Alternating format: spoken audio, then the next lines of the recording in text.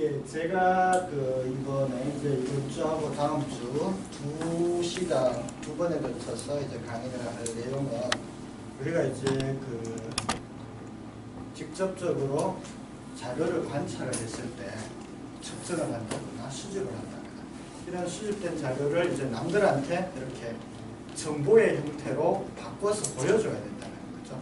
또는 내가 이것을 모아놨는 자료에서 실질적으로 필요한 정보가 뭔지를 이렇게 추출을 해내는 이런 부분을 우리가 그냥 이제 통계라는 부분을 가지고 이야기를 하게 됩니다.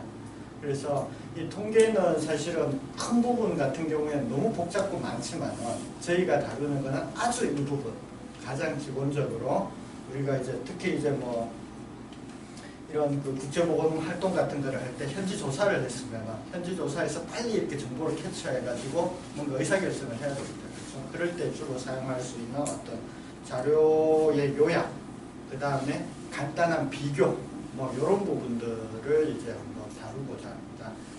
그래서 이런 이제 그 자료를 분석을 하는 데 있어서는 뭐 여러 가지 이제 뭐 전문적인 통계 분석 프로그램들이 필요한데 그 정도까지 우리가 이렇게 학술적으로 레포팅을 하는 건 아니니까 일반적으로 이제 이 엑셀이 되게 파워풀하잖아요.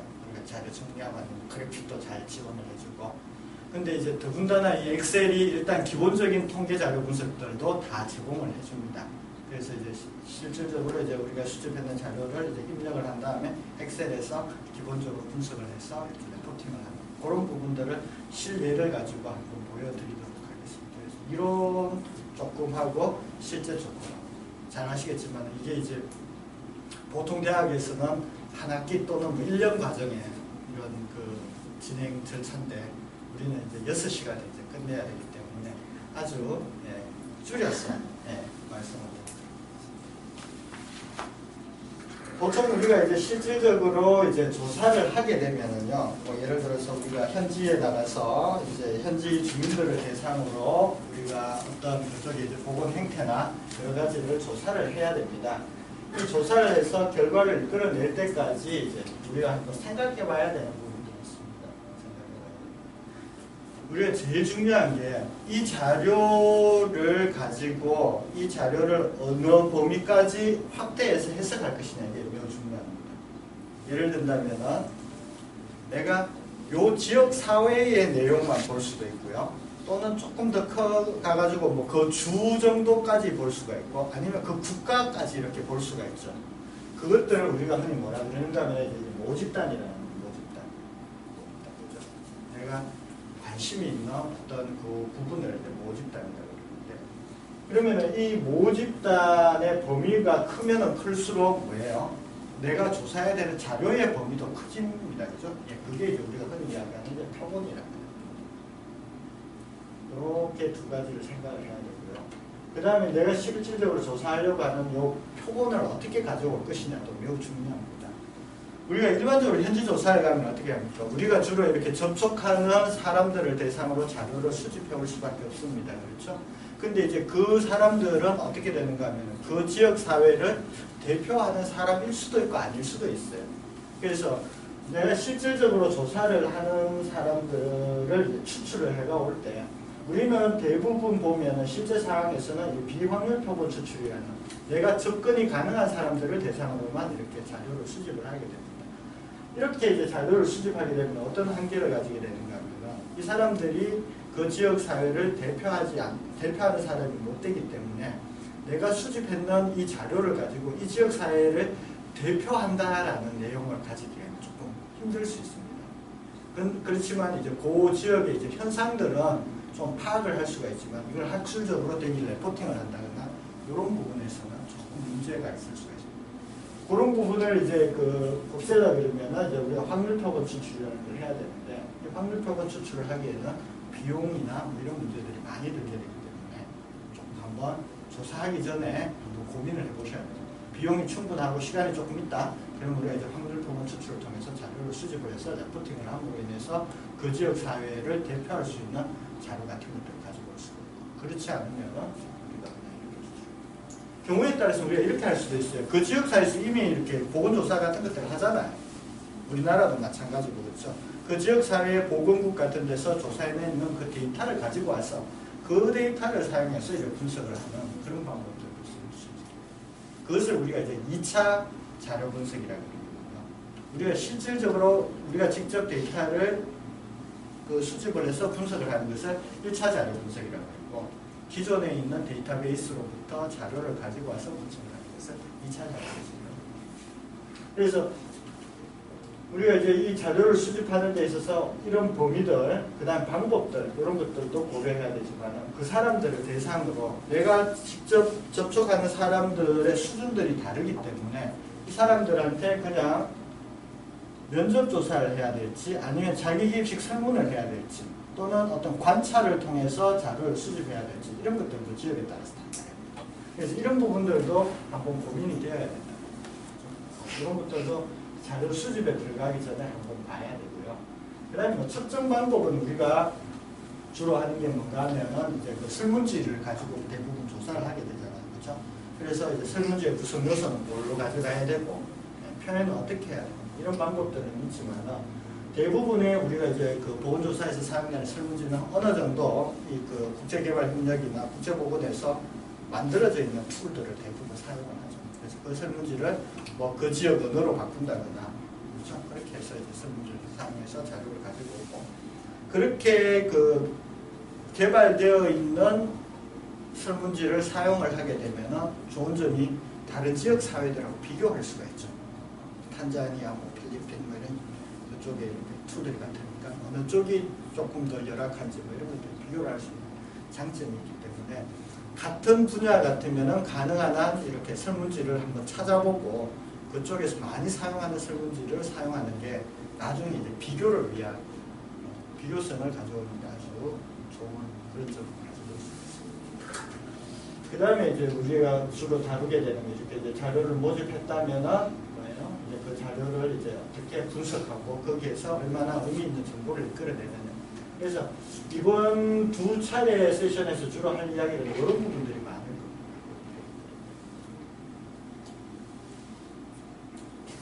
자, 우리가 통계라는 것은 토끼하고 거북이가 경주를 하는데 누가 이길지 모릅니다. 그렇죠? 맞나요? 누가 이길지 몰라요? 토끼하고 거북이하고 경주하면 누가 이깁니까? 해봐요. 왜 해봐야 알죠?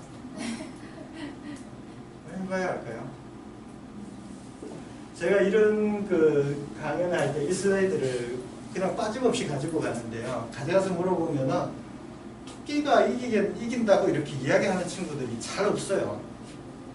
아니, 상식적으로 생각하면 토끼가 당연히 이겨야 되는데 왜 토끼가 이긴다라는 이야기를 못하는가 하면, 우리가 어릴 때 나쁜 동화를 읽었습니다. 네, 나쁜 동화를 읽어가지고 거기에서 거북이가 이겨버렸단 말이에요. 그러니까 이분은 토끼가 질 수도 있겠네, 이런 이제 정보를 가지고 온다는 거죠. 왜 이런 이야기를 하는가 하면, 우리가 통계라는 것 자체는 통계라는 것 잠시만요.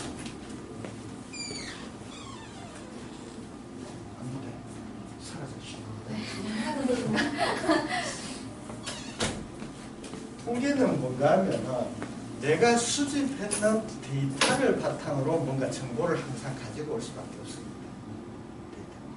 우리 토끼 거북이 이야기도 우리가 경험했는 사실로부터 뭔가 추론을 이끌어내려고 하니까 이게 긴가민가 이런 생각을 할 수밖에 없다. 그래서 제가 아까 앞 슬라이드에서 자료를 분석하기 전에 자료를 가지고 오는 이 단계가 매우 중요한 단계로 이렇게 보실 수가 있다. 보시면 됩니다. 예.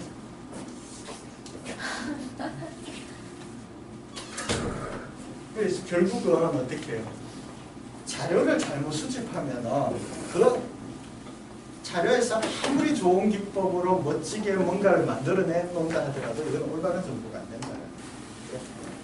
그래서 우리가 하게 되는 이 통계라는 것은 뭔가 내가 이제 그 수집하는 자료에 근거를 해가지고 뭔가 미지의 상황에 대한 의사결정을 하는 것을 우리가 보통 통계라는 거예요. 의사결정을 하는 데 있어서 남들이 보기에 이 방법은 객관적이다, 합리적이다라는 것을 이제 증거를 주기 위해서 우리가 확률이라는 개념을 가지고 있습니다. 확률은 가능성입니다. 이럴 수도 있고 저럴 수도 있는데 이럴 수 있는 가능성이 얼마고 저럴 수 있는 가능성이 얼마다라고 주면은 그걸 보고 나는 이렇게 하겠다, 나는 이렇게 하겠다 이런 판단들을 하게 돼요. 그래서 아까 이야기했지만은 우리가 이제 통계라는 걸 출발은 요 4가지 용어를 가지고 이야기를 하게 됩니다. 우리가 관심이 있는 거는 이제 모집단이다. 이 지역 사회에 예를 들어서 고혈압 유병률이 얼마일까? 이 지역 사회에 고혈압 유병률이 어느 정도 될까? 이렇게 보면은 내가 레포팅 하려고 하는 범위는 이 지역 사회가 되는 거죠. 그죠? 이 지역 사회를 구성하고 있는 주민 모두가 뭐가 되는가 하면은 모집단이 돼요. 모집단. 그래서 여기에서 이 지역 사회의 고혈압 유병률을 알기 위해서 우리가 어떻게 해야 되는가 하면 주민들 다 해가지고 혈압을 측정을 합니다. 그렇죠? 혈압을 측정을 해가지고 이 지역 사회 주민이 뭐 1000명이 있는데 그 중에 200명이 고혈압이더라. 그럼 유병률이 20%네? 이렇게. 모집단 전체를 다 조사하는 것을 우리가 흔히 전수조사합니다. 전수조사.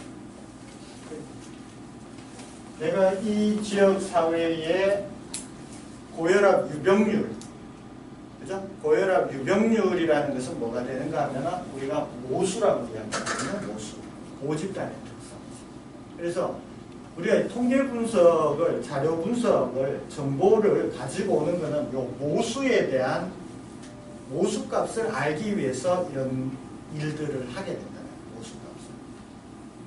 방금 이야기했지만 요 지역 사회의 고혈압 유병률이라는 요 모수를 알기 위해서 요 지역 사회를 다 조사하면 되잖아요. 그렇죠? 우리가 크지 않으면 일반적으로 뭐 조사하는 게 어렵지 않습니다. 근데 이제 나가보시면 오지에 누가 어디에 있는지도 모르고 그렇죠. 알고 있다 손치더라도 찾아가기가 힘들고 뭐 이런 부분도 생기죠.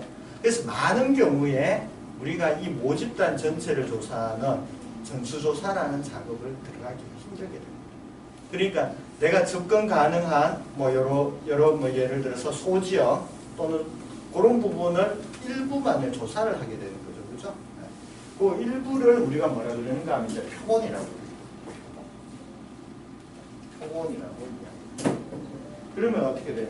아까 이야기했듯이 1000명이라는 주민이 살고 있는 하나 지역 사회에서 우리가 이 1000명을 다 조사를 못하고 우리가 접근 가능한 한 100명을 조사를 했습니다. 그렇죠? 100명을 조사를 하면은 그 100명으로부터 측정되어 있는 혈압을 가지고 이제 고혈압 유병률을 찾아내잖아요. 100명 중에 우리가 15명이더라. 그래서 고혈압 유병률이 15%라고 이렇게 말해요. 이게 뭐가 되는가 하면 통계량이다. 이 관계는 어떻게 되는가 하면 실질적으로 내가 알고 싶은 거는 모수를 알고 싶어요. 모수를 알고 싶은데 내가 알고 있는 거는 내가 추출했는 자료로 수집했는 자료로부터 이끌어낼 수 있는 거는 통계량이라는 거죠. 그래서 이 내가 조사했는 이 통계량을 가지고 모수에 대한 예측이나 검증을 하는 것들이 전부 다 통계적 자료 분석이라고 보시면 됩니다. 아까 이야기했지만 실질적으로는 이건 모르잖아요. 몇 퍼센트인지, 그죠? 고혈압 유병률 몇 퍼센트인지 모르는데 여기서 조사를 했더니 15%가 나왔어요. 그죠? 그러면 이 지역 사회는 아마 고혈압 유병률이 15%일 거라고 나는 주는 거죠. 맞나? 검증도 해야 되는 거죠. 이런 방법들을 우리가 흔히 이제 통계적 추론. 이 일련의 상황을 그냥 이렇게 설명을 해놓은 거죠. 모집단의 모수를 알고 싶은데 우리가 통계량을 가지고 이 모수를 이렇게 추정.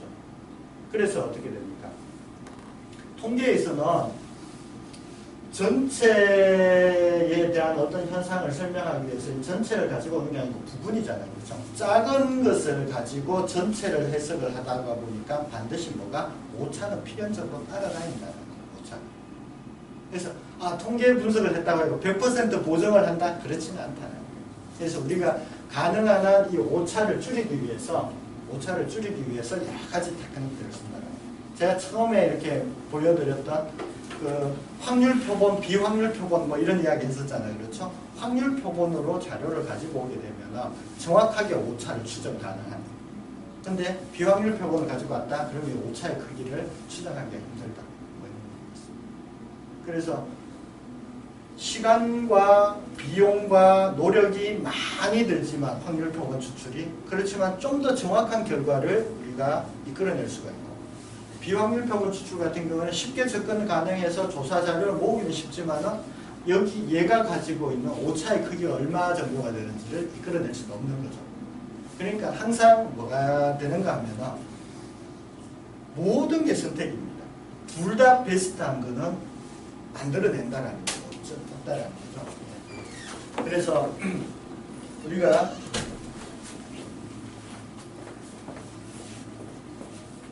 하나가 좋으면은 하나가 나쁘다라는 거죠.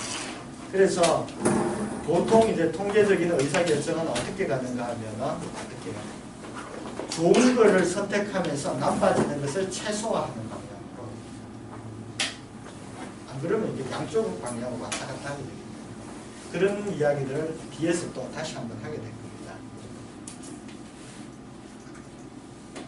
일반적으로 이렇게 우리가 이제 자료를 수집을 해서 거기에서 이제 정보를 이끌어내고 현상을 설명을 하게 되는데 이 그 통계적인 방법은 크게 투 트랙으로 간다 또는 뭐 2단계로 간다라고 이렇게 보시면 됩니다.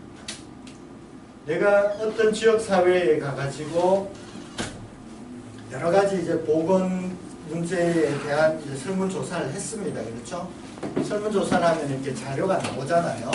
자료가 나왔으면은 이렇게 많은 자료로부터 이제 정보를 요약을 하게 됩니다. 예를 든다면 이 지역 사회의 고혈압 유병률은 얼마가 되고 뭐 당뇨 유병률은 얼마가 되고 뭐 이런 것들 사망률은 어떻게 되고 자료를 다 이렇게 정리를 하게 되는 거죠.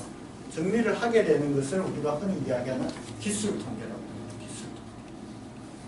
기술 통계. 다른 말로 좀 전에 우리가 이런 과정을 거친다 그랬잖아요. 그렇죠? 표본으로부터 조사를 해서 이 통계량을 가지고 나오는 것. 통계량을 가지고 나오는 것들이 전부 다 기술 통계라는 기술. 그래서 여기 봤더니 뭐 고혈압 유병률은 15%네. 뭐 그죠? 이렇게 만들어내는 거예요. 그러면 우리가 어디에 관심이 있어요? 내가 이 조사했는데 15%인데 이게 진짜 이 지역 사회가 고혈압 유병률이 15%일까? 모르잖아요. 그렇죠? 그거를 이제 검증해 나가는 과정을 뭐라 그러냐면 추론 통계라고 합니다. 예를 든다면은 우리나라 같은 경우에는 뭐 어떤 걸 하는가 하면 매년 국민 건강영양조사라는 걸 하게 됩니다. 거기에서 건강영양조사에서는 어떻게 됩니까? 우리나라 국민 전체를 이제 확률 표본으로 해가지고 뽑아가지고 거기에서 여러 가지 건강과 상태들을 다 조사를 해가지고 그러면 어떻게 돼요? 우리나라의 유병률, 우리나라의 국민들의 건강 상태를 대표하는 통계량들을 레포팅을 하는 거죠. 국가 통계입니다. 그렇죠? 그거는 여기에서 끝나게 됩니다. 기술 통계 단계에서 끝나게 되는 거죠. 그래서 우리나라의 보건의료 수준들을 전부 다 이렇게 대표할 수 있는 걸로 끝날 수도 있죠. 이걸 이제 레포팅을 하고 나면은 이제 연구자들은 무엇을 이제 가지고 오는가 하면은 과연 이 그 건강 지표에 영향을 주는 요인은 뭐가 있고 이 지역 사회하고 이 지역 사회는 뭐가 다르고 막 이런 비교 분석들 같은 것들을 해내게 되는 거죠. 통계량을 가지고 그런 작업을 뭐라고 그러는가 하면 흔히 이야기하는 추론 통계다. 그래서 우리가 하는 어떤 이제 그 국제보건 활동을 나가서 자료를 수집을 했다.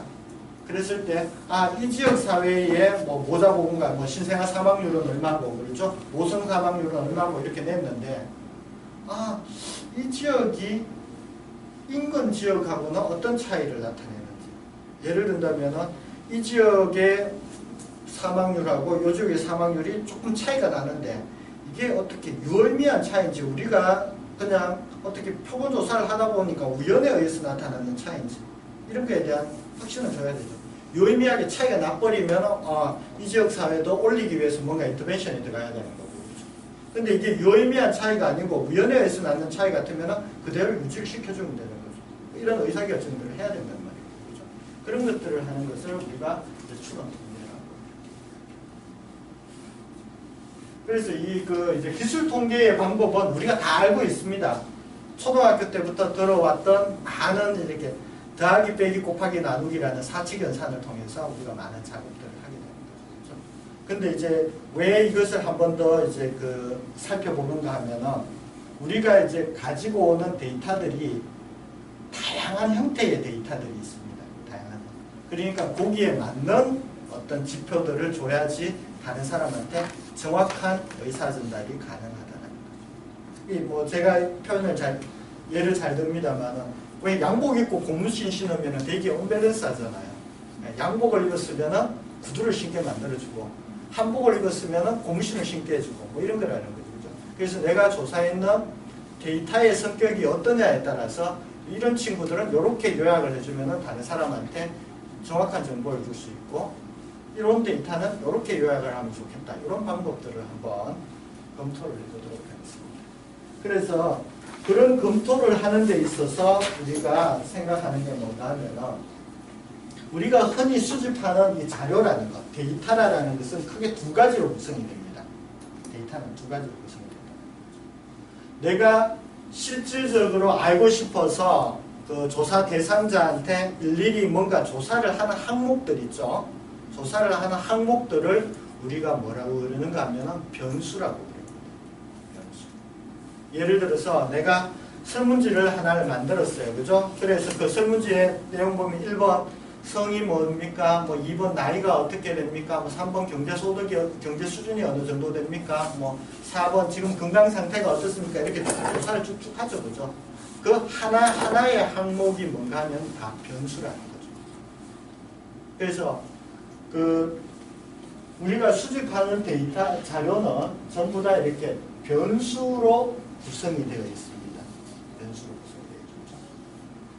근데 이렇게 구성되어 있는 변수들이 우리가 응답을 어떻게 이끌어내느냐, 내가 수집했는 요 변수 단위의 정보가, 변수값이 어느만큼의 정보를 가지느냐에 따라서 우리가 자료를 요약하는 방법이 달라집니다.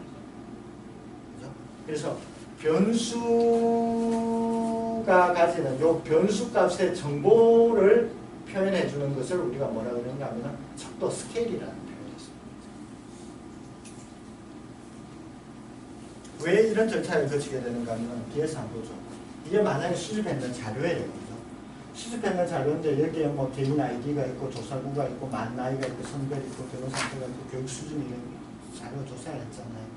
이 조사 자료는 우리가 항상 뭐로 숫자를 이렇게 표현이 돼가지고 입력이 됩니다. 이런 숫자를 가지고 우리가 조사를 하게 되는 거죠. 그렇죠? 자, 여기에 보시면은 나이라는 거 한번 볼까요? 나이는 첫 번째 사람은 60세, 뭐 51세, 뭐 59세 이런 값을 가지게 되는 거죠. 이 60세라는 의미는 태어나서 어떻게 돼요? 내가 60년 동안 살아왔다라는 이 정보를 가지고 있는 거예요. 근데 얘는 성별은 한번 봐요. 성별은 1 아니면 2 이런 값을 가지잖아요. 그렇죠? 얘를 뭐 우리 가장 쉽게 하지만은 1은 남자고 2는 여자다. 이렇게 돼요. 숫자인데도 불구하고 얘는 남자, 여자라는 걸 가지고. 단순하게 우리 한번 비교해보면은 얘는 60세고 51세잖아요. 그러면은 이 첫 번째 대상자가 두 번째 대상자보다 훨씬 더 오래 살았죠. 그죠? 이 숫자의 크기를 가지고 비교가 가능합니다. 근데 봐요. 이 성별 같은 경우에는 남자가 1이고 여자가 2잖아요. 숫자는 어떻게 돼요? 1보다 2가 크죠? 근데 어떻게 해요? 남자보다 여자가 좋다? 이런 표현을 할 수 있나요? 없다라는 거죠. 즉, 이 변수가 가지는 값이 어떤 정보를 포함하고 있느냐에 따라서 우리가 접근해주는 분석 방법들이 달라진다. 그래서 우리가 척도를 구분할 필요가 있다. 이렇게 보시면 됩니다. 일반적으로 우리가 이제 통계적인 자료 분석에서 사용되는 변수의 척도는 4가지의 척도를 가지게 됩니다. 4가지의 척도를 가지게 되는데 뭐 이 두 개 위에 있는 두 개의 척도는 묶어서 표현을 하기도 합니다. 그렇죠? 이 아랫단에서 윗단으로 가면 갈수록 정보의 양이 많아집니다. 변수값 자체가 가지는 정보의 양이 많아진다. 정보의 양이 많아지면 많아질수록 우리가 분석을 통해서 다른 사람한테 제공해 주는 것도 많아진다. 제일 아랫단에 있는 우리가 변수의 척도를 우리가 흔히 이제 명목 척도라는 척도가 하나 있습니다. 명목 척도. 가장 대표적인 게 성입니다. 성. 변수 값이 아까 1, 2라는 변수 값이 있었잖아요. 그죠? 1, 2라는 변수 값인데 이 변수 값이 가지는 의미는 단순한 네이밍이다. 이름만 가지고 온다. 1이라는 변수 값은 남자라는 생물학적 특성을 가지고 있는 집단을 전부 1로 지칭을 하고, 그죠? 2라는 것은 여성이라는 생물학적 특성을 가지는 집단을 다 이렇게 표현을 하는 것을 2라는 걸로 이렇게 주게 되는 거죠. 그러니까 이 1이다, 2다라는 숫자의 의미가 크기도 없고요. 그죠? 크기도 없고. 그 다음에 뭔가 하면은 성은 2개밖에 없어서 그러네. 뭐 종교다. 종교는 뭐 기독교도 있고 불교도 있고 천주교도 있습니다. 1, 2, 3으로 줬습니다. 1, 2, 3으로 줬는데 우리가 수학적 개념에서는 항상 차이 비교하면은 1하고 2는 1만큼 차이고요. 2하고 3도 1만큼 차이고요. 1하고 3은 2만큼 이렇게 차이성이 있잖아요. 그 차이성을 가지고 있는 이유 중에 하나가 얘가 얘보다 한 배만큼 더 큰 크기를 가진다는 그렇지만 이 단순한 명목 척도는 그런 작업들이 다 안 된다는 거예요. 숫자는 단순히 뭐만 가진다? 특성이라는 정보만 가지고 있다는 거예요. 특성이라는 정보만 가지고 있고 1, 2간의 어떤 순서, 좋고 나쁨, 선호도, 서열을 가지고 올 수 없는 척도 뿐만 아니라 차이, 경간격이라는 개념도 없는 이런 자료들입니다. 물론 우리가 0을 준다고 해서 0은 우리가 없는 거죠. 0의 의미는 없다. 없을 무자입니다. 그렇죠? 0이. 그죠? 무게가 0kg이라는 것은 무게가 전혀 없는 거고요. 길이가 0cm라는 것은 길이가 없는 거잖아요. 그렇죠? 근데 여기에서 어떻게 해요? 뭐 남자를 0으로 했고 여자를 1로 했다고 해서 남자가 성이 없는 건 아니잖아요. 그래서 절대 0이라는 0의 개념도 포함하지 않아요. 가장 정보의 양이 작은 척도가 있는 거죠. 그 다음에 두 번째는 우리가 이제 서열 척도가 있습니다.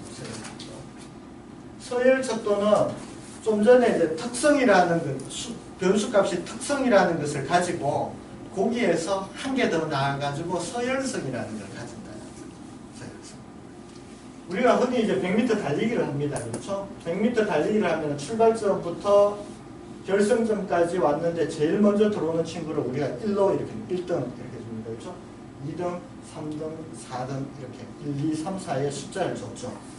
그러면 이 1하고 2의 개념은 뭔가 하면 얘는 첫 번째로 들어왔는 애고 얘는 두 번째로 들어왔다라는 특성도 가지지만 뭐 어떤 것을 더 가질 수 있는가 하면 이 1번 친구가 2번 친구보다 결승점을 먼저 통과했다라는 정보도 가지게 됩니다.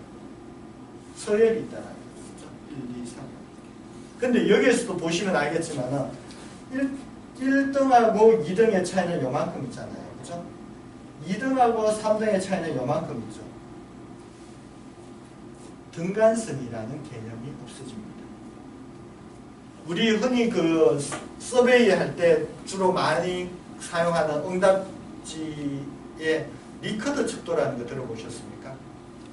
리커드 척도가 뭔가 하면 선호도 조사할 때 1. 매우 만족한다. 2. 만족한다. 3. 보통이다. 불만이다. 매우 불만이다. 어떻게 됩니까? 1번에서 5번으로 갈수록 불만의 정도가 커지는 거죠. 서열이 있습니다. 그죠? 근데 내가 매우 만족하고 만족하고의 인터벌하고 만족하고 보통의 인터벌이 같을까요? 아무도 모른다. 등간성이 없습니다. 등간성이 없어지면 어떤 문제가 생겨요? 우리가 다뤄야 되는 더하기 빼기가 안 된다는 거예요. 연산이 안 된다는 거예요. 그래서 앞서 이야기했던 이 명목 척도와 이 서열 척도 같은 경우에는 연산을 할 수가 없습니다. 연산을 할 수 없기 때문에 우리가 자료를 어떻게 정리할 수밖에 없는가 하면은 도수와 퍼센트로밖에 자료가 정리가 안 됩니다. 이 지역 사회에 남자는 몇 퍼센트고 여자는 몇 퍼센트더라. 자기의 건강 상태가 뭐 매우 좋다고 생각하는 사람은 몇 퍼센트고 좋다고 생각하는 사람은 몇 퍼센트. 이런 이야기. 그래서 이런 명목 척도와 서열 척도를 합해서 우리가 질적 자료라는 표현을 씁니다. 특성을 가진 자료. 질적 자료. 그 다음번에는 자 우리가 이제 특성을 가지고 서열을 가지고 하나의 더 특성을 가지는 게 이제 인터벌, 등간이라는 것을 가지게 되는 개념이나 여기서부터는 우리가 숫자의 개념으로 보시면 됩니다. 예를 들어서 우리 온도 같은 경우에 5도와 10도, 10도와 15도 같은 경우에는 뭐가 있는가 하면은 5도는 10도는 5도보다 5금의 눈 간격이 더 올라가 있는 온도잖아요. 그렇죠? 우리 섭씨 온도 같은 경우에는 어떻게 됩니까? 어느 점을 0이라고 하고 끓는 점을 100이라고 이렇게 정의한 다음에 각 구간을 100등분 등간격으로 맞춰놨는 게 이게 이제 섭씨 온도가 되잖아요. 이렇게 되니까 5도와 10도의 차이는 5만큼의 간격이 있고 10도와 15도의 차이도 5만큼의 간격이 있는데 이 간격이 둘 다 똑같아진다는 거죠.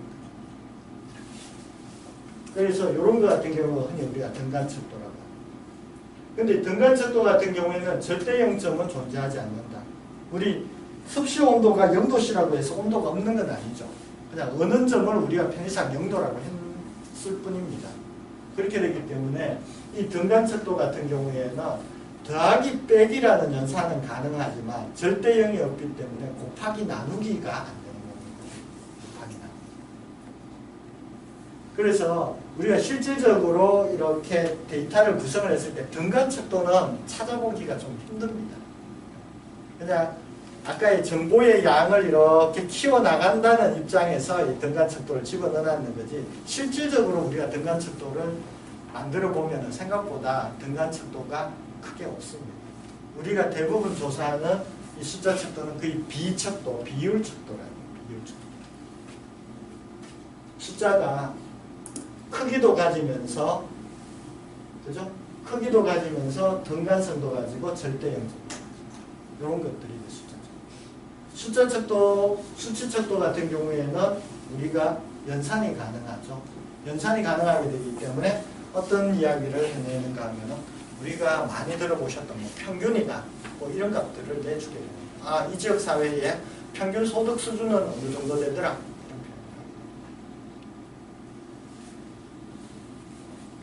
다시 돌아가겠습니다.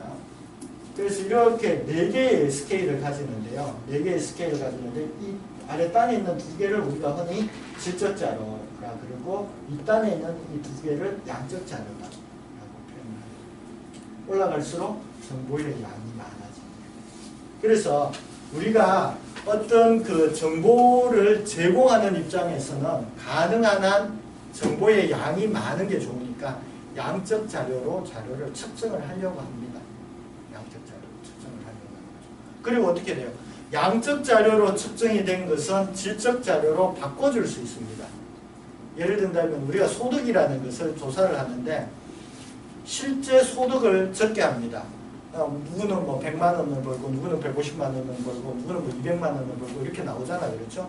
그러면은 이걸 가지고 내가 나중에 200만 원 미만을 뭐 하라 그러고 200만 원부터 300만 원 미만을 뭐 중이라 그러고 그리고 뭐 300만 원 이상을 상이라 그런다.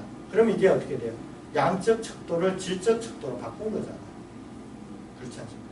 근데 그냥 소득을 자기가 생각하는 대로 해서 상중하로 이렇게 체크를 했어요. 그럼 이 실제 소득이 얼마인지는 모르죠. 그리고 상이라는 개념 자체가 전부 다 다르니까. 그러면 무조건 양적 척도로 조사하는 게 좋으냐? 조사 대상자가 예를 들어서 뭐 특히 이렇게 소득을 잘못 적었다가 내가 만약에 뭐 세금을 많이 두드려 맞게 되겠다. 뭐 이런 불안이 있으면 소득을 안 적을 거 아니에요. 그러면 내가 이 소득이라는 변수가 되게 중요한 변수인데 대부분의 자료 응답자의 대답이 없다. 그럼 이 지역사회를 표현을 못할 거야. 그렇죠? 근데 이렇게 상중하로 적으세요. 그러면 그냥 부담 없이 이렇게 체크할 수 있다는 거예요. 정보의 양이 문제냐, 정보의 질이 문제냐, 이런 것들이 고민이 되어야 됩니다. 그래서 우리가 보면은 아마 이번 주, 다음 주 동안 제가 많은 이야기를 하겠습니다만은 내가 이렇게 하세요, 이렇게 하세요라고 절대 기준을 가르쳐 드릴 수는 없습니다. 왜냐하면 상황들이 다 다르기 때문에. 그래서 우리는 이런 상황들을 상황들에 대한 것을 인식을 하고 여기에 가장 맞는 방법들을 이렇게 끌어갑니다. 그래서 저는 툭툭 던지기만 할 겁니다. 나중에 이제 가서 이제 거기에 맞게끔 자료들을 보십니다. 그래서 이제 자료는 크게 이제 이렇게 네 가지로 나눠지거든요. 이것을 질적 자료, 양적 자료라고. 여기에는 대부분 이제 연산을 통해서, 여기에는 퍼센트를 통해서 정리됩니다. 그래서 이렇게 수집했는 변수들 사이의 이제 변수들 사이의 관계를 이제 분석하는 것이 주로 우리가 이제 그 추론 통계, 통계적 추측이에요. 이 지역 사회에 뭐 남녀 간의 차이가 있느냐, 아니면 뭐 어떤 종교 간의 차이를 보겠느냐, 뭐 이런 것들을 보는 것들을 듭니다. 이 정도를 우리가 이제 흔히 이야기하는 인트로덕션이라는 겁니다. 부담 없으시죠? 아직까지는. 오늘은 아마 크게 부담이 없으실 겁니다. 네. 그래서 이제 처음 이제 출발점을 우리가 이제 기술 통계라고 그러죠, 그죠? 자료를 요약하는 단계를 기술 통계라고 합니다. 어떻게 요약할 수 있을까? 자료는 어떻게 됩니까? 아까 우리가 이걸 흔히 이제 자료라고 그러죠. 여기에서부터 우리가 정보를 이끌어낼 수 있나요? 없나요? 그냥 눈만 팽팽 돌아갑니다. 그죠? 이게 뭐야? 이렇게. 근데 요거를 예를 들어서, 이 집단에 보면은, 이 집단에서 당뇨를 가지고 있는 사람이 뭐 10%고 가지고 있지 않는 사람이 90%다. 이렇게 만들어내면은, 당뇨 유병률이 10%네? 이게 높나 낮나? 뭐 이런 판단의 근거들을 가지고 올 수 있잖아요. 그죠? 이걸 우리가 흔히 이야기하는 이제 로데이터, 원자료라 그러죠. 원자료로부터 어떻게 돼요? 뭔가 정보를 이끌어내는 과정을 기술 통계다라고 정의를 하겠습니다. 기술 통계는 크게 두 가지 접근 방법이 있습니다. 두 가지 접근 방법이 있는데, 하나는 우리가 표나 그래프 같은 걸 통해 가지고 자료를 줄 수 있는 방법이고요. 나머지 한 방법은 뭔가 하면은 숫자를 통해서 정보를 주는 방법입니다.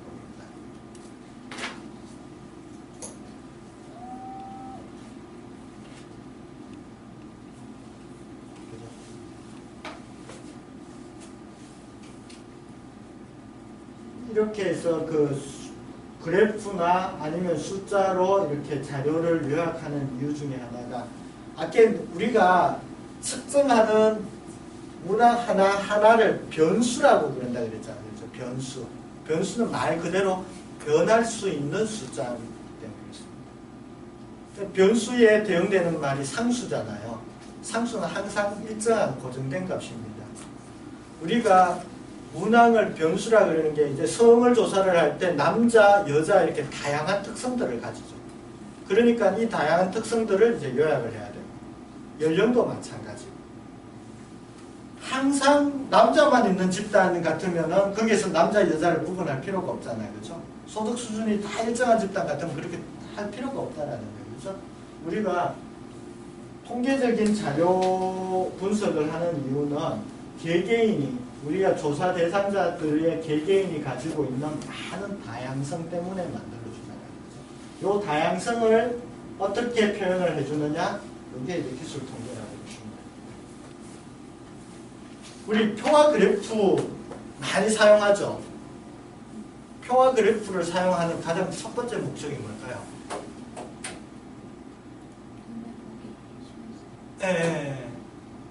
아까 있던 그 데이터를 딱 봤을 때 시각적으로 딱 뛰어나게 만들어주기 위해서 우리가 표와 그래프를 사용을 하게 됩니다.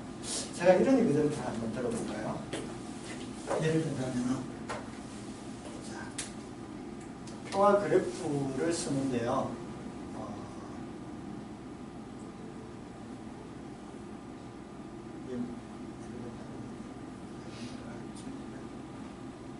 가상 데이터라고 씁시다. 1950년, 2000년, 여기는 2100년 이렇게 됐어요. 랜덤이다, 그죠? 여기 가로축에 이제 도시화 정도라고 이렇게 돼 있습니다. 도시화 정도. 그래서 1950년에 여기가 예를 들어서 50%였다. 그죠? 여기에서 60%. 그죠? 여기에서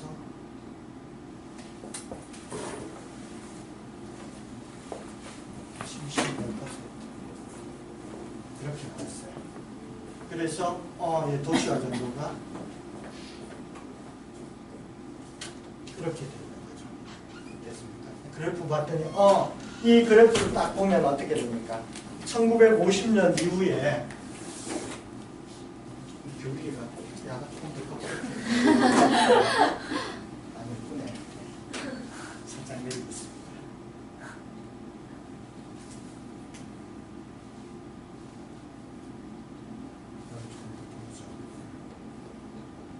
1950년 이후에 도시화가 계속 점진적으로 증가하고 있다 이렇게 보는 거죠. 자, 이렇게 봤을 때 여기를 우리가 전반기라고 그러고, 그죠? 여기를 이제 후반기라고 부릅니다, 그죠?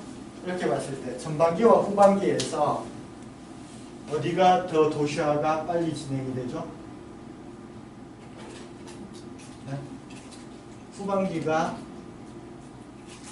도시화가 빠르게 증가가 되고 있습니다. 그렇죠? 왜? 우리가 흔히 자료에서 딱 보는데 이제 보면 기울기가 더 급격하잖아요. 그죠? 그래서 역시 2000년 이후에 잘 살고 있다. 이런 표현들을 쓸 수가 있습니다. 근데 얘가 가지고 있는 정보를 우리가 한 번만 더 들다보면은 얘는 지금 보면은 50년간의 변화량이잖아요. 50년간에 10%가 증가했어요. 그죠? 그러면 연간 증가량이 어떻게 되죠? 50년간 10%니까 0.2%. 연간 0.2%포인트만큼씩 증가하고 있습니다. 얘는 변화량이 100년이에요. 그죠? 100년 동안에 15%가 증가했잖아요. 연간 증가량은 어떻게 돼요? 0.15%포인트. 어디가 빨리 더 증가하고 있죠? 전반기가 더 증가하고 있다는 거예요. 근데 어떻게 내가 이 표를 만들 때는 후반기가 우리가 막 더 잘하고 있으니까 너가 이야기하지 마라라는 표현을 살짝 숨겨놨는 게 이 그림이라는 거예요. 이 그림이라는. 우리가 흔히 이렇게 그 여론조사나 이런 거 해보면 신문 같은 데서도 이런 작업들이 많이 일어납니다. 이 표와 그래프 같은 경우에 좀 전에 이야기했지만 우리가 표나 그래프로 자료를 이렇게 주면은 변화량이다. 이건 딱 봐도 뭐 결혼식이네, 뭐 웨딩드레스 입고 있고 결혼에 대한 정보를 주네. 이렇게 누구나 봐도 한눈에 볼 수가 있다는 거죠. 연령도 뭐 증가하고 있네. 이렇게 돼 있지만은 표와 그래프가 가지는 가장 큰 단점 중에 하나가 뭔가 하면 작성자가 본인의 의도에 따라서 정보를 왜곡할 수 있다는 단점. 근데 이 사람은 내가 이거 정보 왜곡했나요? 안 했습니다. 그냥 조난했을 뿐이에요. 근데 읽는 사람이 잘못 해석할 수가 있는 거예요. 그래서 표와 그래프를 보는 경우에는 한 번 더 얘가 왜 그렸는지에 대한 것들을 한번 고민을 해보셔야지 정보를 제대로 파악할 수 있습니다. 그래서 여기에서도 보여드리지만 그냥 그래프만으로 정보를 주면 안 되는 거예요. 그래프에다가 뭐까지? 얘가 가지고 있는 정보, 숫자까지를 다 같이 집어넣어줘야지 정확한 해석이 가능합니다.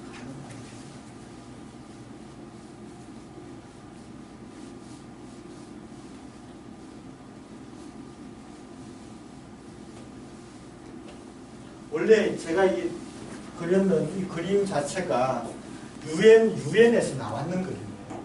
제가 날짜를 바꾸고 데이터를 다르게 써서 그렇지 UN 보고서에서 이게 나왔는데 인터벌을 교묘하게 딱 등간격으로 만들어 놓고 해가지고 제가 지금 기억이 안 나는데 여기 실었던가? 네. 그래서 1900년대인가 그 이후에 훨씬 더 막 세계적으로 도시화가 진행이 된다라고 봤는데 교묘하게 이렇게 섞여져. 그리고 타임즈지 같은 경우에도 보면은 타임즈지 어차피 사실 광고잖아요. 광고 수익을 하는데 어떤 그림을 그려놨는가 하면 타임즈지 표지에다가 그 미국의 타임즈지하고 뉴스위크하고 US투데이인가 하여튼 세 개의 그 주간지 광고 수익을 홍보를 해놨습니다. 홍보를 해놨는데 타임즈지는 이렇게 그려놨고요. 뉴스위크지는 이렇게 그려놨고요. US투데이 같은 경우에는 이렇게 그려놨어요. 물론 얘가 100이라고 보면은 얘가 한 60, 얘가 한 30, 이 정도 이렇게 해가지고 차이는 요 차이가 맞아요. 요 차이가 많은데 얘를 되게 뚱뚱하게 만들어 버렸잖아요. 시각적인 효과로 봐서는 사실 요 40밖에 차이 안 나는데 이렇게 보면은 거의 한 4배 정도 차이 나는 형태로 있습니다. 이런 것들이 우리가 표와 그래프를 이용해서 정보를 가진 것보다 훨씬 크게 부풀릴 수도 있고 작게 줄여둘 수도 있는 이런 것들입니다. 그래서 다음번에 예를 들어서 표나 그래프 같은 것들을 보신다면 야가 어떤 의도로 이걸 만들었는지는 한번 보시면 조금 더 재밌는 현상들을 관찰을 할 수 있습니다. 표와 그래프로 자료를 이용을 하는데 우리가 가장 많이 쓰는 이제 표는 거의 도수분포표나 분할표라는 두 가지가 있습니다. 도수분포표는 뭔가 하면은 한 개의 변수에 대한 자료의 정리입니다. 한 개의 변수에 대한 자료의 정리를 우리가 도수분포표라고 부르죠. 도수분포표는 변수가 있고요. 변수가 있고 도수가 있습니다. 도수는 우리 흔히 빈도라고 그러죠. 프리퀀시. 빈도라는 게 있고요. 그 다음에 상대도수라는 게 있어요. 상대도수. 네? 상대도수. 요거는 퍼센트입니다. 요걸로 정의가 되는 것이 도수고 한계 변수입니다. 예를 들어서 우리가 지역사회에 성이라는 걸 조사를 했습니다. 변수가 성이잖아요. 그러면 성이 가지는 값이 어떻게 돼요? 남자라는 게 있고 여자라는 게 있습니다. 그죠? 이렇게 봤더니 남자가 60명이고 여자가 40명이더라. 이렇게 됩니다. 그러면 상대도수는 전체 중에서 남자가 차지하는 구성비니까 이게 0.6이 되고 여기가 0.4가 됩니다. 이렇게 됩니다. 또는 얘를 그냥 60% 또는 40% 이렇게 만들어내면 이게 뭐냐고요? 도수분포표랍니다. 그래서 질적자료 같은 경우에 이 성은 우리 질적자료죠, 그죠? 명목척도입니다, 그죠? 이렇게 되니까 질적자료는 가지는 값이 명확하잖아요. 그래서 도수분포표를 만들기가 편하죠, 그죠? 근데 예를 들어서 연령, 나이는 양적자료잖아요. 양적자료니까 어떻게 됩니까? 양적자료를 내가 조사해봤더니 예를 들어서 15세부터 뭐 89세까지 이렇게 있더라. 이거를 뭐 15세 몇 명, 16세 몇 명 이렇게 해놓으면 자료를 요약했다라는 의미가 없잖아요. 원자료하고 큰 차이가 없죠. 그러니까 양적 자료 같은 경우에는 연구자가 적당하게 이 자료가 가지는 범위를 만들어냅니다. 범주의 구간을. 그죠? 범주의 구간을 이렇게 만들어내는 거죠. 예를 들면은 뭐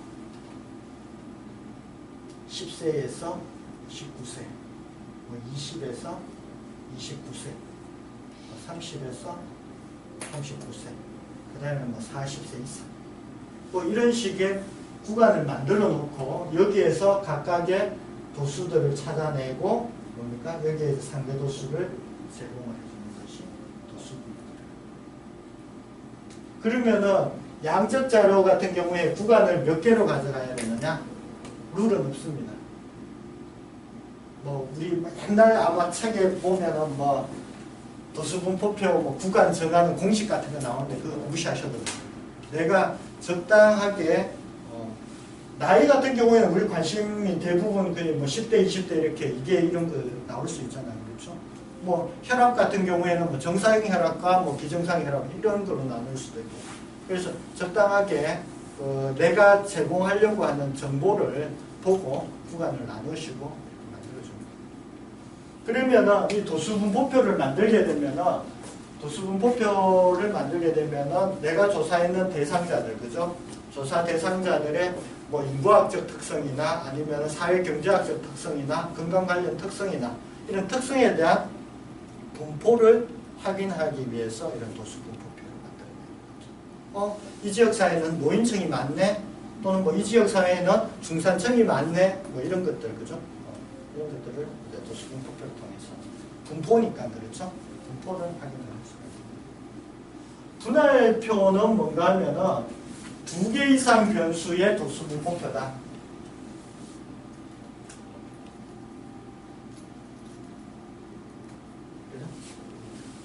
여기면은 뭐가 되는 거예요? 남자라는 성이라는 한 개 변수의 분포, 연령이라는 한 개 변수의 분포잖아요. 그렇죠? 분할표는 이렇게 되는 거예요. 예를 든다면은 성이 남자가 있고 여자가 있어요. 그렇죠? 나이가 10대가 있고 20대가 있고 30대가 있고 40대 이상이 이렇게. 그러면은 남자이면서 10대는 뭐 예를 들어서 10명이고 뭐 15명. 뭐 이런 도수들이 나오죠. 그죠? 여기에서 이제 관심 있는 변수는 성이라는 것하고 연령이라는 두 개의 변수가 되잖아요. 분할표를 통해서는 뭘 알 수 있을까요?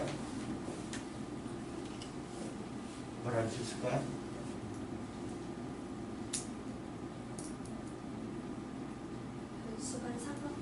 그 변수들 간의 이제 관련성을 파악을 하는 거예요. 분할표. 한 개의 변수에서는 뭐 관련성이라는 개념이 없죠. 분포만 보게 되는데 두 개의 변수 이상을 다루게 되면은 왜 두 개 이상의 변수를 관심을 가지는가 하면 그 변수들 사이에 뭐 상관성, 관련성, 연관성 뭐 이런 것들을 파악하기 위해서 만들어내는 그런 작업들이라고 보십니다.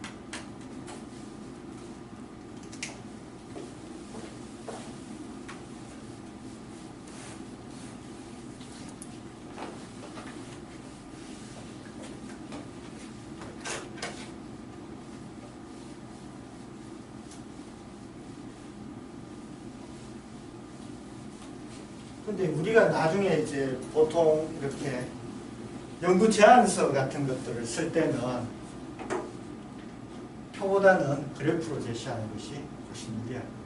왜냐하면 제안서는 특히 이렇게 시각적인 측면들을 만드는 거죠. 그리고 경우에 따라서는 조금 부풀려서 그림을 그려줘도 내가 강조하고자 하는 부분을 강조할 수 있잖아요. 그렇죠? 그래프는 뭐 우리 가장 많이 보는 것 중에 하나 막대 그래프라는 거 있고 뭐 히스토그램 있죠. 얘 두 개의 차이는 뭐죠? 얘 두 개의 차이. 막대로 표현하는 게 똑같잖아요. 막대로 표현하는 건 똑같은데 얘 두 개가 어떤 차이를 가지고 있죠? 위에 그림하고 아래 그림의 차이를 보면은 얘는 어떻게 해요? 값이 이렇게 떨어져가 있고 얘는 값이 이렇게 연결되어 있어요. 그죠? 우리가 질적 자료와 양적 자료의 막대 그래프. 질적 자료와 양적 자료. 막대 그래프는 똑같은 거죠. 그죠? 근데 양적 자료의 막대 그래프는 우리가 주로 히스토그램이라는 걸 이렇게 그리게 되고 질적 자료 같은 경우에는 어떻게 막대 그래프 바차트 그리게 되죠. 그 다음에 아마 그 질적 자료의 그림을 그려내는데 가장 많이 사용하는 게 이 원그래프라는 거예요. 이게 시각적인 효과가 막대 그래프보다 훨 좋습니다. 그래서 질적 자료의 어떤 구분자가 있을 때는 이 원그래프를 많이 쓰게 되는 거죠.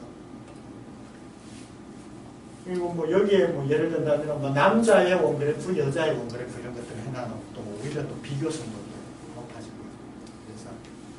근데 이제 이 원그래프 같은 경우에는 단지 이렇게 어떤 문제점을 가지는가 하면 막대 그래프 같은 경우에는 이 범주가 많아져요. 범주가 많아지면 뭐예요? 가로축을 늘려주면 되겠죠. 가로축을 늘려주면 쫙 그릴 수 있잖아요. 근데 원그래프는 이게 360도는 한정되어 있단 말이에요. 아무리 키워봐야 360도라는 거죠.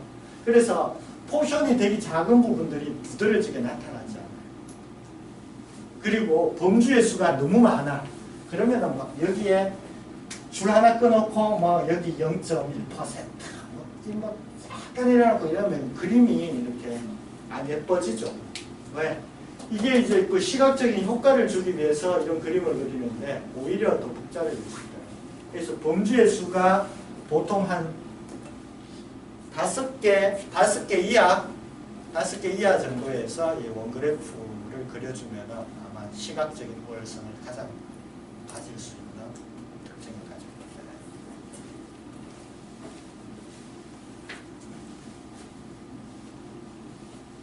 그 다음에 이제 그 좀 전에도 제가 보여드렸던 이 그 선그래프라는 게 있죠. 선그래프는 주로 이 그 가로축이 시간인 경우에 주로 많이 사용합니다. 그래서 이 선그래프는 주로 뭐 시계열 그래프다라는 표현을 씁니다. 시간의 변화량에 따라서 시간이 변화함에 따라서 어떤 변동들이 일어나는가. 우리 뭐 주가 그림, 그죠? 또는 뭐 인구 변화량 뭐 이런 것들을 보는 거죠, 그죠? 그래서 이 시간의 변화량에 따른 변동 추이를 제공하는 데 가장 중요한 게 선그래프인데 이 선그래프는 아까도 봤지만은 변화의 양을 뭐로 보는가 하면 이 기울기로 보거든요. 기울기가 어떻게 돼요?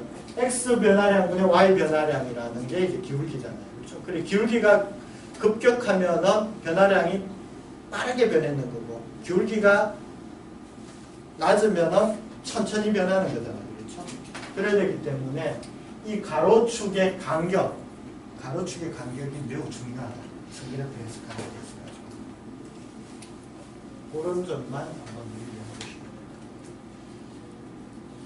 그 다음 뭐 줄기 그림 이런 거는 보실 일이 별로 없을 거고요.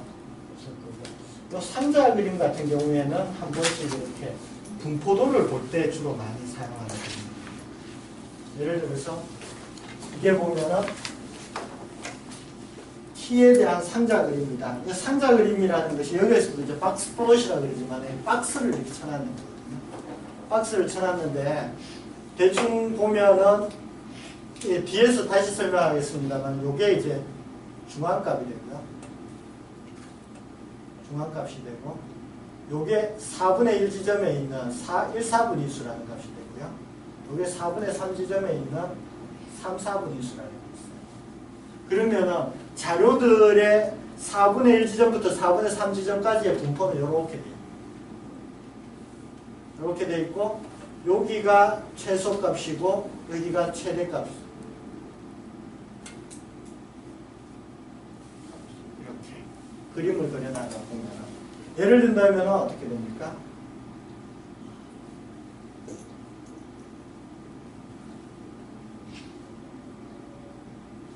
그림이 이렇다. 아 그러면은 이 간격이나 이 간격이나 이 간격이나 이 간격이 거의 비슷하잖아요. 그럼 자료가 되게 이분하게 지금 분포가 되어 있다. 근데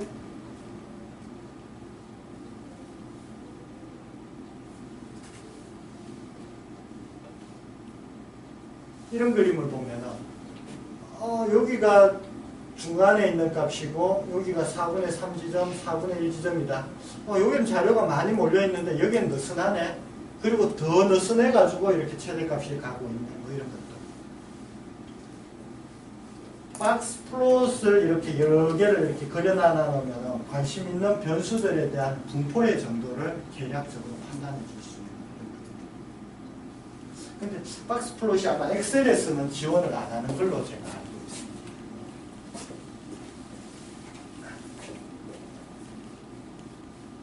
확신이 없어서 다음 주에 한 번 더 확인하고 말씀드릴게요.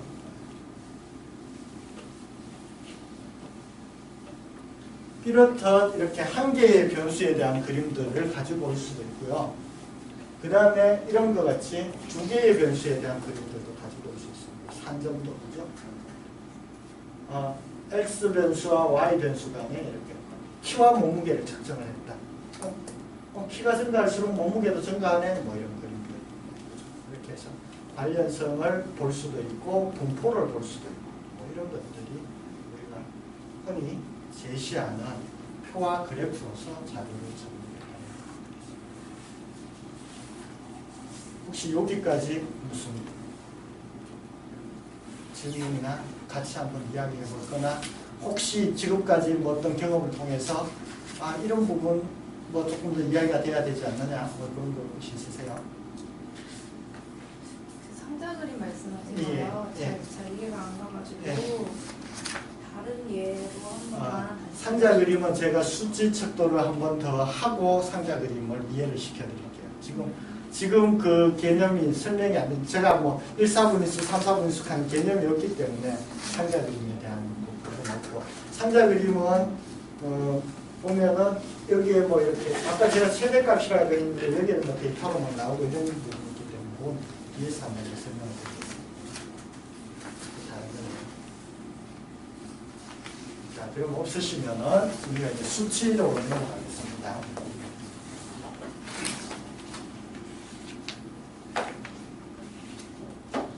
좀 전에 우리가 그 그래프나 그림 같은 경우에도 보면은 제가 이야기했는 게 어떻게 분포가 어떻게 되지 뭐 이런 이야기들을 많이 했을 겁니다. 또 피하 지방층은 이쪽이 제일 많고 뭐 양쪽 갈 수 없었네.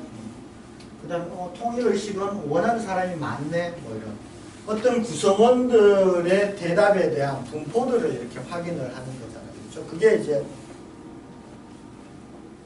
표나 그래프로 자료를 요약하는 하나의 1차적인 목표고요. 그리고 이제 변수가 2개 이상으로 가져가면 이제 변수들 간의 관련성을 이렇게 본다고 했잖아요. 그렇죠?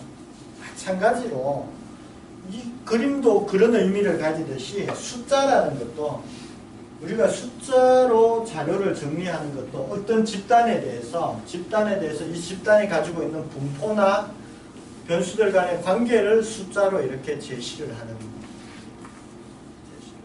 그래서 숫자로 자료를 요약하는 경우에 특히 이제 분포를 설명하는 데 있어서 가장 중요한 게 뭔가 하면은 중앙집중선과 산포를 제시를 한다.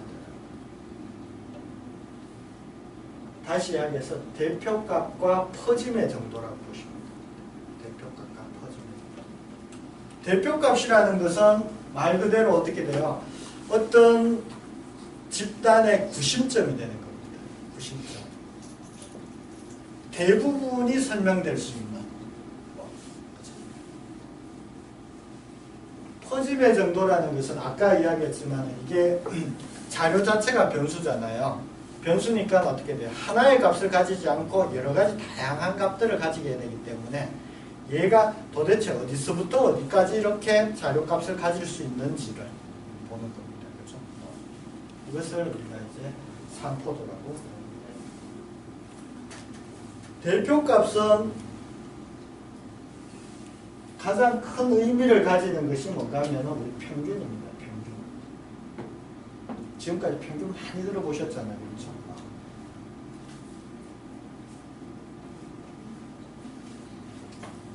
중앙 집중성을 측정하는 데 가장 많이 사용되는 값입니다. 어떻게 해요? 전체 자료가 가지는 값을 다 더해가지고 자료 수로 나눠주는 것을 우리가 평균이라고 해요. 일반적인 산술 평균이죠. 물론 뭐 평균에도 보면은 여러 가지 뭐 조합 평균이나 이런 것들이 있지만 그런 평균을 생각을 하지 않고요. 우리가 가지는 일반적인 산술 평균을 그냥 평균이라고 해요. 뭐 모평균이다, 평균이다 이런 거는 뭐 구분 안 하겠습니다. 그 다음에 대표값 중에서 하나가 우리가 이제 중앙값이라는 게 있는데요. 우리 그 신문국이나 이런 그 매체들에서 보면은 우리나라 국민의 평균 소득이라는 게 있고요. 중위소득이라는 표현이 많이 씁니다. 국민들의 소득의 분포를 이야기해 주는데 평균 소득이 이제 아까 우리 지금 이야기하고 있는 게 대표값이잖아요. 그렇죠? 대표값 중앙을 나타내는 건데 가장 많이 사용되는 게 소득할 때 평균 소득이 얼마다 이렇게 제시를 하는데 이 평균 소득을 제시를 하면서 항상 같이 나타나는 게 이게 중위소득이라는 표현입니다. 왜 이런 값들이 나올까요? 중위소득은 다른 말로 하면은 자료를 크기 순으로 나열했을 때 가장 중앙에 위치하는 값. 자료를 2등분하는 값을 중앙값. 그러면 우리나라 전체 국민 소득의 소득을 2등분하는 값이 중위소득이 되거든요. 왜 평균 소득을 쓰면서 중위 소득을 쓸까요? 평균 소득으로 하게 되면 그 누락되는 긴축이 많은 것 같아요. 예를 들어서 200만 원이라고 하면 실제로 중위 소득은 150만 원인데 평균으로 하면 고소득자가 많은 경우에 나눠지게 되면 그 밑에 층이 대변이 안 되니까 그 두 개를 같이 보고. 자, 대표가 조금 비슷한 설명을 하셨는데 대표값이 중요한 게 뭔가 하면 대표값이라는 것은 집단을 대표할 수 있어야 되는 겁니다. 예를 들어서 우리나라 국민의 평균 소득이 300만 원이다 라고 발표됐으면 우리나라 국민들의 대부분이 한 300만 원 정도의 소득 수준을 가지고 있겠구나 라는 생각을 가지고 와야 되는 거예요. 근데 방금 말씀하셨듯이 특히 이제 자본주의 사회 같은 경우에는 소득의 분포가 이분하지 않잖아요. 그죠? 양극화가 심해지기 시작합니다. 그렇게 되기 때문에 평균이 집단을 대표할 수 없는 경우들이 많이 생긴다. 이거 한번 볼까요? 보면은 어느 초등학교에 4명의 학생이 있습니다. 4명의 학생이 있으니까 얘네들의 키를 측정을 한번 해봤습니다. 얘가 이제 102cm, 103cm, 105cm, 120cm. 그래서 얘네들이 이 집단의 키가 어떻게 분포를 하고 있지 이렇게 해서 대표값으로 평균을 냈어요. 평균을 내면은 얘네들을 4명을 다 더해가지고 그죠? 다 더해가지고 어떻게 해요? 4로 나눴습니다. 107.5cm라는 값이 나왔습니다. 이 집단의 평균 키는 107.5cm야 라고 이렇게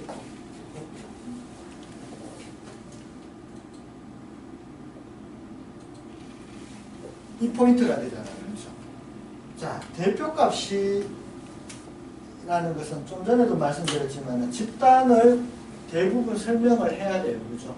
대부분 설명해야 되는데 4분의 3이 대표값보다 훨씬 아래에 있는 이쪽에서 대표값이 설명을 못하죠.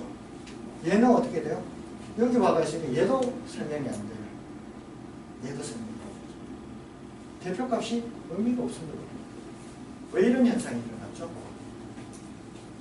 왜 이런 현상이 일어났죠? 야 때문에 현상이 안 돼요.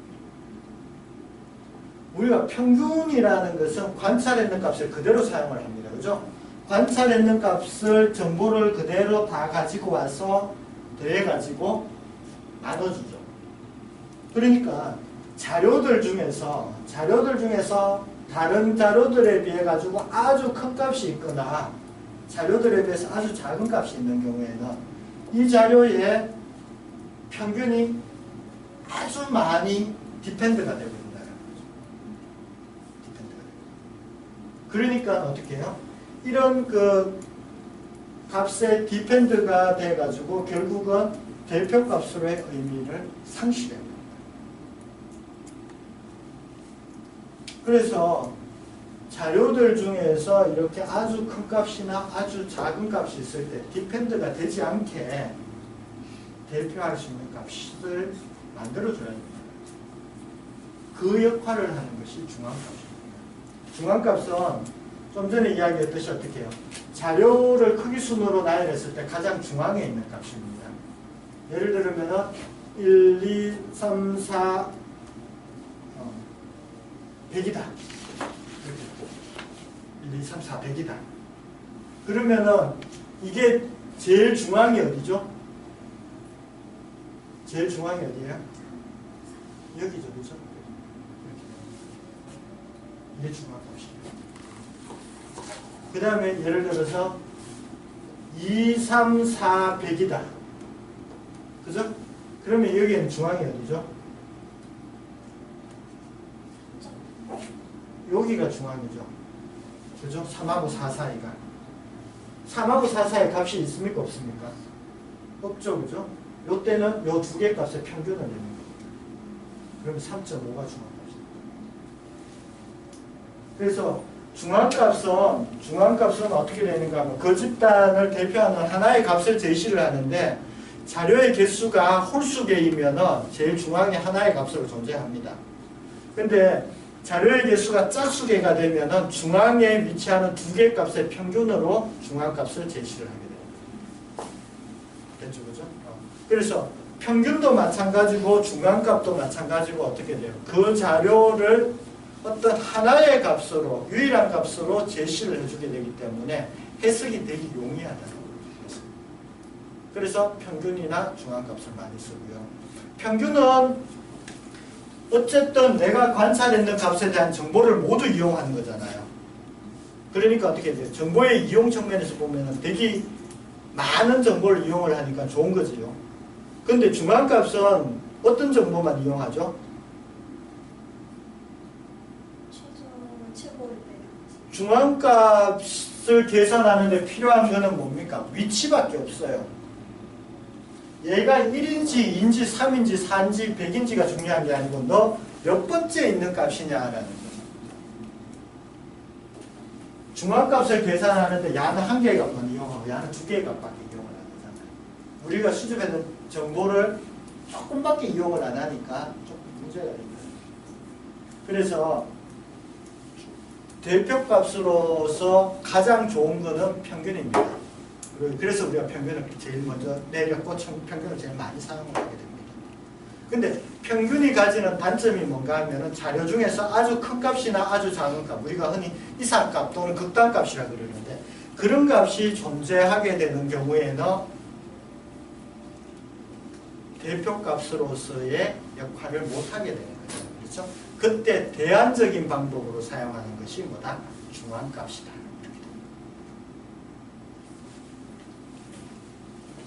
그래서 좀 전에 보셨듯이 이 자료 같은 경우에요. 평균은 107.5잖아요. 근데 중앙값을 구하면 하나, 둘, 셋, 네 개니까 2.5 지점이죠. 그죠? 2.5 지점이니까 103과 105의 평균이죠. 104입니다. 중앙값을 줘버리면 여기가 중앙값이 여기 들어오죠. 그러면 어떻게 돼요? 한 개, 얘는 포기를 하더라도 어떻게 해요? 자료의 4분의 3이 설명이 됩니다. 그래서 우리나라도 뭐 4인 가족 평균 소득 옛날에는 평균이라는 값을 되게 많이 썼습니다. 그 신문이나 그 미디어상에서도 주로 평균을 사용을 했는데 갈수록 이제 양극화가 심하면서 이제 소득이 막 극단점하고 극저점하고 차이들이 많이 나니까 평균 소득으로는 설명이 안 되는 거예요. 우리가 평균 소득을 내보면은 중앙값보다 훨씬 큰 지점에 있거든요. 뭐 4인 가족 뭐 평균 소득이 뭐 400만 원, 500만 원 가까이씩 이렇게 나오니까 주위에 물어보면은 그렇게 버는 사람들이 거의 없거든요. 근데 그럼에도 불구하고 평균이라는 이야기를 쓰고 있단 말이죠. 그것은 어떻게 해요? 이 값들이 있기 때문에. 그래서 어떻게 해요? 중위소득이라는 걸 주게 됩니다. 그러면은 중위소득이 뭐 한 300만 원 되더라? 이렇게 되면, 그 4인 가족에 300만 원 이렇게.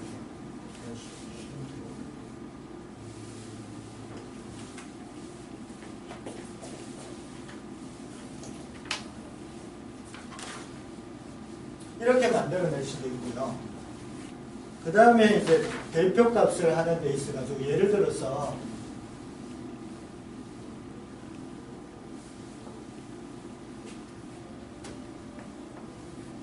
우리가 상품의 선호도 같은 거 있죠. 상품의 선호도 같은 거 이렇게 봤을 때 예를 든다면은 A라는 브랜드가 이제 그 기성복을 하나 만들어냈어요. 기성복을 만들어내면 어떻게 됩니까? 이 옷을 이제 팔아야 될 거 아니에요. 그죠? 팔아가지고 회사 입장에서는 재고가 제일 적게 나는 방향으로 만들어야 되죠.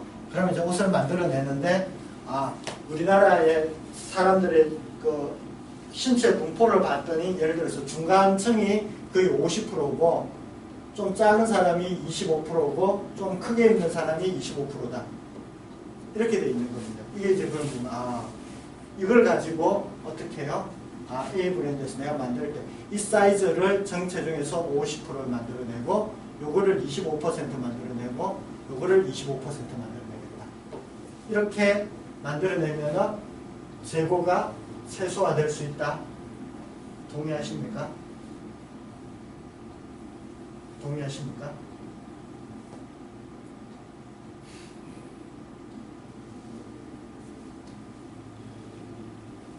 동의할 수도 있고 안 할 수도 있어요. 동의하는 거는 왜 동의하세요? 지금 우리나라 사람들은 옷 팔 건데 우리나라 사람들의 신체 분포가 이러니까 평균율이죠, 그죠?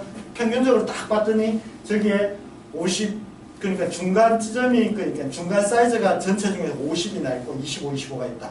그러니까 중간 사이즈가 많으니까 많이 살 거니까 중간 사이즈를 많이 만드는 거예요. 이렇게 만들어내면 재고가 최소화될 것이다. 평균이라는 개념으로 대표값을 쓰는 거예요. 근데 여기에서 한 가지 놓치는 점이 뭔가 하면 내가 A라는 브랜드가 있잖아요. 그죠? A라는 브랜드가 있었는데 여기에서는 이전에 우리나라 사람들 중에서 이 A라는 브랜드는 뚱뚱한 사람들, 빅사이즈인 사람들이 이 브랜드에 대한 선호도가 되게 많단 말이에요. 그죠? 그러면은 내가 이 50% 중간 사이즈에 있는 이 50%의 옷을 많이 만들어 놔도 이쪽 사람들은 이 브랜드를 안 좋아하기 때문에 안 사는 거예요. 여기에는 내가 한 25% 정도 만들어 놨는데 어떻게 됩니까? 이 사람들은 더 사고 싶은데도 불구하고 옷이 없어가지고 못 살 수도 있다는 아주 최악의 전략을 만들어내는 거죠. 단순하게 이렇게 이그램플을 드렸지만은 이런 경우들이 생긴다는 거예요. 평균이라는 개념을 가지고 우리가 대표를 하게 되기 때문에 이런 의사결정을 할 수는 있지만 그 전에 이런 문제도 생길 수 있다는 거예요. 우리가 지역사회에 예를 들어서 원조를 하는데 있어가지고 여기는 아주 열악하고 여기는 좀 덜 열악하고 뭐 이러니까 너희한테 원조금을 더 많이 넣고 조금 적게 주고 뭐 이런 식으로 분포를 했잖아요. 근데 내가 실제로 들어가 보니까 이 아주 열악한데 내가 원조를 해주려고 생각했는데 들어가 보니까 얘네들은 의지가 없어. 의지가 없는 거야. 근데 내가 돈을 많이 줘봐야 이거는 효과가 전혀 없는 거죠. 근데 여기에는 어떻게 해요? 조금 더 덜 열악해서 내가 돈을 적게 줬지만 여기에는 뭐 사람들이 의지가 픽 하는 거야. 여기에 오히려 돈을 더 많이 주면 여기가 금방 올라와 버리잖아요. 그렇죠? 이런 개념들이 생길 수가 있다는 거예요. 그래서 평균 중앙값도 중요하지만은 대표값을 생각하는 데 있어서 중요한 것 중에 하나가 뭐가 하면 최빈값이라는 개념도 중요하다는 거예요. 최빈값.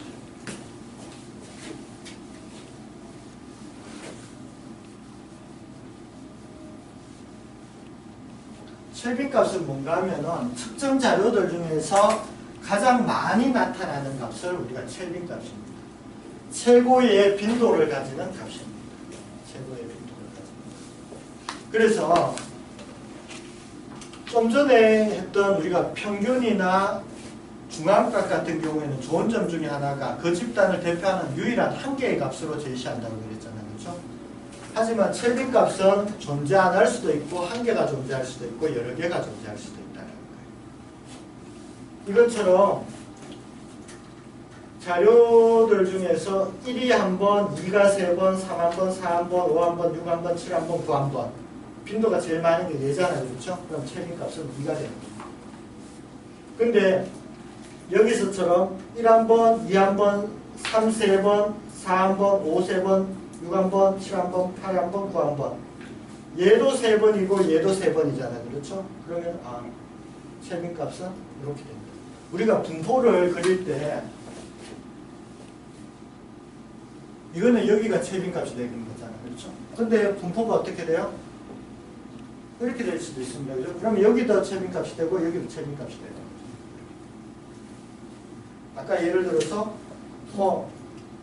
뚱뚱한 사람과 작은 사람, 극단적인 사람들이 선호하더라. 그럼 이쪽이 둘 다 최빈값이 되는 거예요.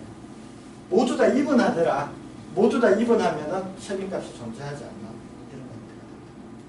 그래서 반드시 평균을 써야 돼, 중앙값을 써야 돼 이런 게 아니고 이 상황이 어떠냐에 따라서 내가 무엇을 가져와야 되느냐에 따라서 이렇게 바꿔줄 수가 있는 거예요.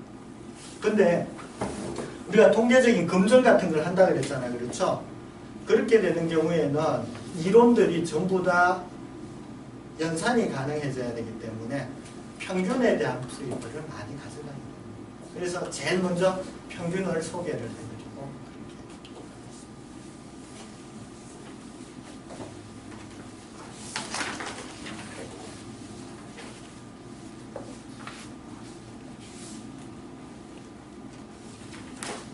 그 다음에 뭔가 하면은 아까 중앙값이라는 거는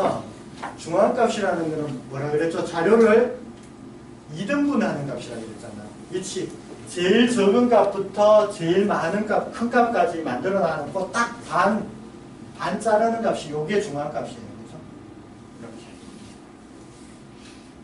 근데 자료의 수가 아주 많아요. 아주 많게 되는데 한 개의 값으로 너 대표해라 하기에는 좀 그렇다. 그래서 분단을 좀 나누자. 그래서 4등분을 하는 거예요. 4등분. 그러니까 중앙값을 2등분, 중앙값을 최대값까지 2등분 이렇게 하는 거죠. 그죠? 그러면 얘가 어떻게 돼요?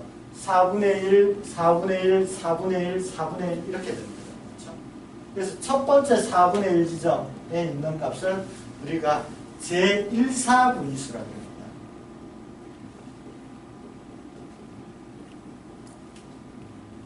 제1사분위수. 그래서 이거를 그냥 Q1이라는 거예요. 그러면 얘는 4분의 2 지점이니까 제2사분위수가 되겠죠. 그죠? 얘는 4분의 3 지점이니까 제3사분위수가 되겠죠. 그래서 하나의 값으로 제시하는 게 아니고 자료를 3개의 값으로 제시하는 Q1, Q2, Q3로 이렇게 하는 것을 우리가 이제 4분위수다. 이렇게 4등분이죠. 근데 자료가 더 많아요. 그러면은 한 100분위 한번 해보자. 그럼 100분위수가 되는 거죠. 100분위수는 크기를 100등분하는 거죠. 그러면은 1사분위수는 제25백분위수가 될 거고 2사분위수는 중앙값도 되면서 제50백분위수가 될 거고 3사분위수는 제75백분위수가 될 거고 이런 것들은 어떻게 됩니까? 자료의 숫자에 따라서 이렇게 만들어내는 거예요.